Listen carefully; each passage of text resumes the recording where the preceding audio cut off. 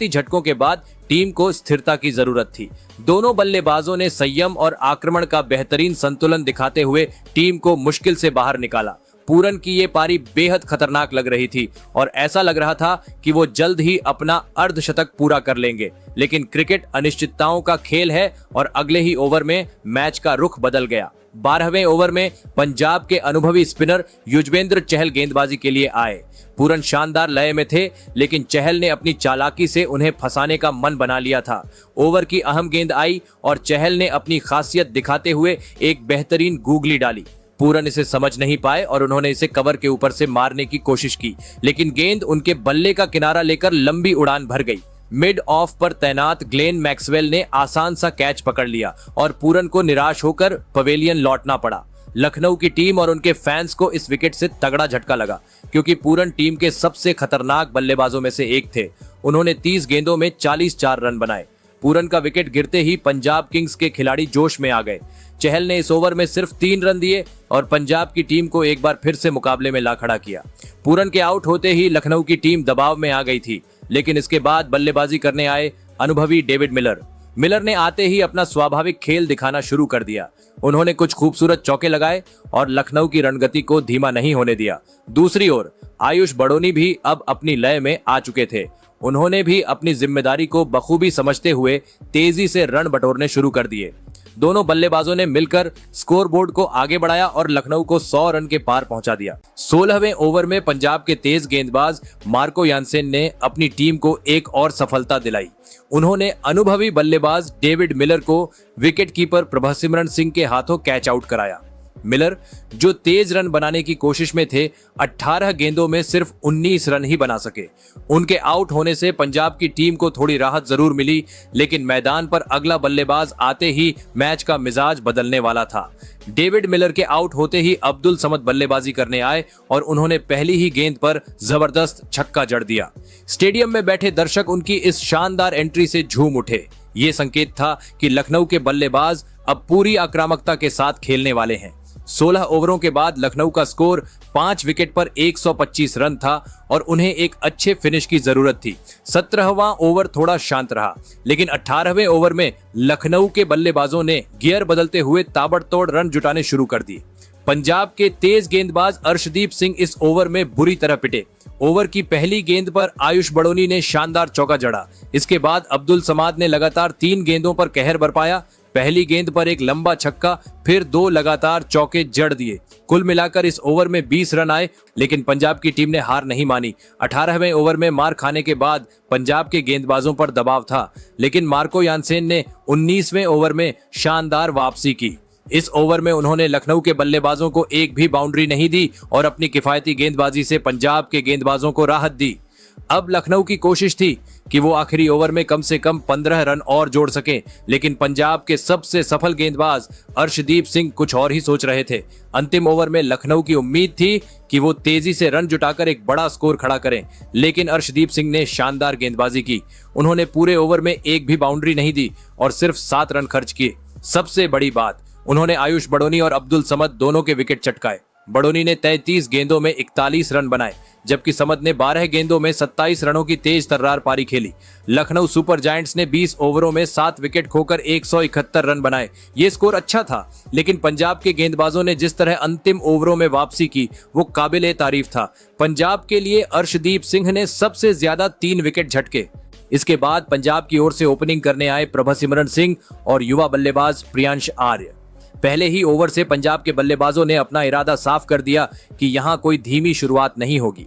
पहला ओवर लखनऊ के अनुभवी तेज गेंदबाज शार्दुल ठाकुर ने डाला। इस ओवर में प्रभसिमरन ने एक बेहतरीन चौका जड़ा, फिर एक शानदार छक्का लगाया, जिससे ओवर में कुल 12 रन आ गए। दूसरा ओवर आया और प्रभसिमरन ने एक और चौका जड़ दिया। वो बेहतरीन लय में दिख रहे थे और ऐसा लग रहा था कि पावर प्ले में ही पंजाब का स्कोर बहुत आगे निकल सकता है। दूसरी तरफ प्रियांश आर्य थोड़ा संभल कर खेल रहे थे। तीसरा ओवर स्पिनर दिग्वेश राठी लेकर आए।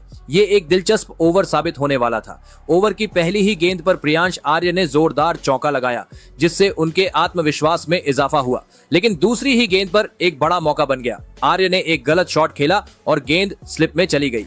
मिचेल मार्श ने कैच पकड़ने की कोशिश की, लेकिन गेंद उनके हाथ से छूट गई। ये एक मुश्किल कैच था, लेकिन अगर लखनऊ को यह सफलता मिलती तो पंजाब दबाव में आ सकता था।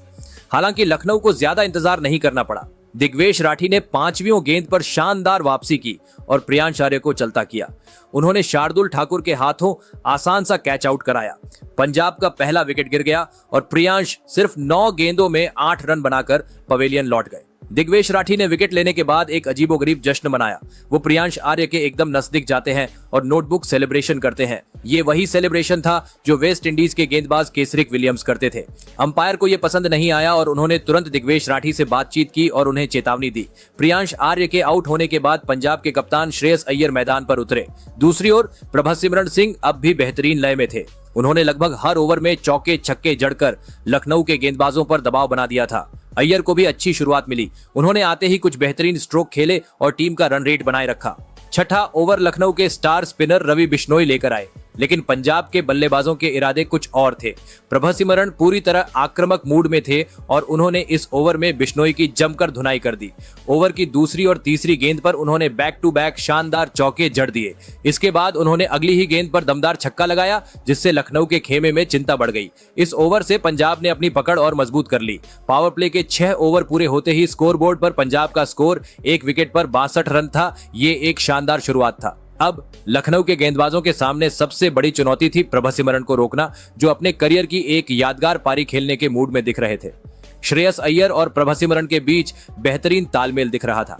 दोनों ने शानदार स्ट्रोक प्ले का प्रदर्शन किया और लखनऊ के गेंदबाजों को कोई मौका नहीं दिया।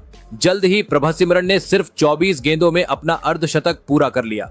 लेकिन कहानी यहीं खत्म नहीं हुई। 50 लगाने के बाद भी प्रभसिमरन रुके नहीं। वो लगातार चौके छक्के जड़ते रहे और पंजाब की रन गति 11 रन प्रति ओवर से ऊपर जा चुकी थी। 9 ओवर पूरे होते होते पंजाब का स्कोर 100 के पार पहुंच गया। अब पंजाब को जीत के लिए सिर्फ 92 रन की दरकार थी और उनके हाथ में 9 विकेट थे। लखनऊ के गेंदबाजों पर दबाव साफ दिख रहा था। अब तक प्रभसिमरन ही पंजाब के लिए आक्रामक बल्लेबाजी कर रहे थे, लेकिन 10वें ओवर में कप्तान श्रेयस अय्यर ने भी अपने हाथ खोल दिए। उन्होंने शार्दुल ठाकुर की एक शॉर्ट गेंद को शानदार अंदाज में फाइन लेग के ऊपर से छक्का जड़ दिया। अब ऐसा लगने लगा था कि लखनऊ के गेंदबाजों के लिए वापसी करना नामुमकिन होता जा रहा था। 10 ओवर के बाद पंजाब की स्थिति इतनी मजबूत थी कि अब उनके पास कई ओवर बचते हुए भी जीत लगभग तय दिख रही थी। प्रभसिमरन और अय्यर की ये जोड़ी हर ओवर में आसानी से बाउंड्री निकाल रही थी, लेकिन फिर 11वें ओवर की पहली ही गेंद पर पंजाब को बड़ा झटका लग गया। लखनऊ के युवा स्पिनर दिग्वेश राठी ने आते ही पंजाब को तगड़ा झटका दे दिया।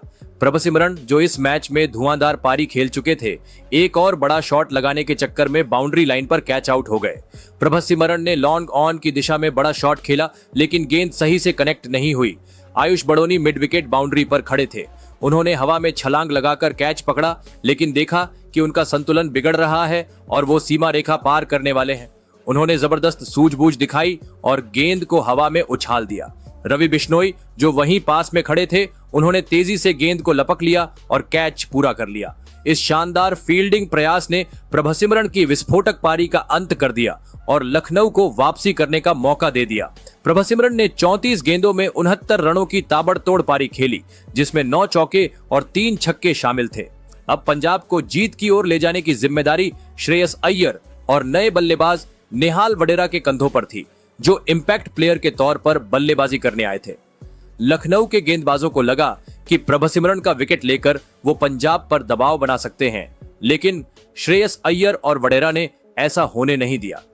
दोनों ने बेहद सूझबूझ के साथ खेलते हुए पंजाब की पारी को आगे बढ़ाया। पहले कुछ ओवरों में कोई जोखिम नहीं लिया, सिर्फ सिंगल डबल लेकर स्ट्राइक रोटेट की। लखनऊ के गेंदबाजों को उम्मीद थी कि अगर वो एक और विकेट जल्दी निकाल लें तो मैच में वापसी संभव हो सकती है, लेकिन 14वें ओवर में नेहाल वडेरा ने रवि बिश्नोई की गेंदों पर हमला बोल दिया और लखनऊ की ये उम्मीद तोड़ दी। रवि बिश्नोई, जो अब तक किफायती गेंदबाजी कर रहे थे, नेहाल वडेरा की आक्रामक बल्लेबाजी के आगे बेबस नजर आए। पहली ही गेंद पर वडेरा ने जोरदार चौका जड़ा। दूसरी गेंद पर उन्होंने डिफेंस किया, लेकिन तीसरी गेंद पर फिर शानदार टाइमिंग के साथ एक और चौका लगा दिया। फिर ओवर की चौथी गेंद पर एक बेहतरीन छक्का जड़ दिया।